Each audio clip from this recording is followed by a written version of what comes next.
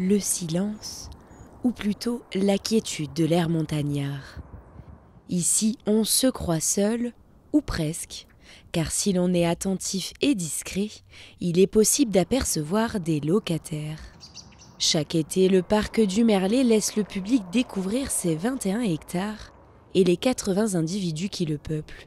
Une joie pour les amoureux de la nature. C'est un parc magnifique. Les paysages, en plus la montagne en face et tout, c'est superbe. On est émerveillé par tous ces beaux paysages. C'est un très joli parc, plutôt très bien agencé, facile d'accès et puis idéal pour les familles et puis avec les enfants. Je pense que c'est génial de pouvoir s'approcher et découvrir la faune et la flore locale. C'est hyper agréable, on a l'impression d'être seul dans le parc. Là, on voit autour de nous, il n'y a vraiment pas grand monde, donc c'est vraiment chouette de visiter la montagne comme ça, de découvrir les animaux. Ce confort de visite s'explique aussi parce que depuis plusieurs années, le parc tente de maîtriser l'afflux de visiteurs avec un système de quotas.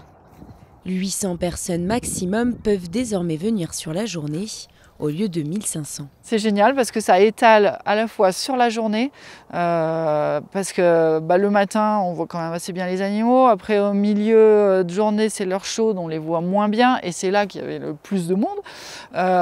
Et donc ça permet d'avoir des gens jusqu'à la fin de journée, et sur la fin de journée franchement on se régale, hein, même s'il y a eu plein de monde avant, on voit super bien les animaux, ça bouge, il fait plus frais, ça étale aussi dans la semaine et il y a une vraie satisfaction de la clientèle parce que il y a moins d'attente, il y a moins de bruit, c'est moins le bazar, on trouve de la place un peu sur les parkings. Outre la surfréquentation, le parc du Merlet doit aussi faire face aux conséquences du dérèglement climatique, comme la sécheresse qui entraîne la disparition des herbes essentielles à l'alimentation des animaux. Il y a d'autres espèces qui prolifèrent, comme le narède, comme le serpolet, c'est le thym des montagnes, là, parce que en fait, ils supportent bien un sol assez pauvre, ils supportent la sécheresse, ils supportent la chaleur, mais ces herbes-là, les animaux en fait ne les aiment pas.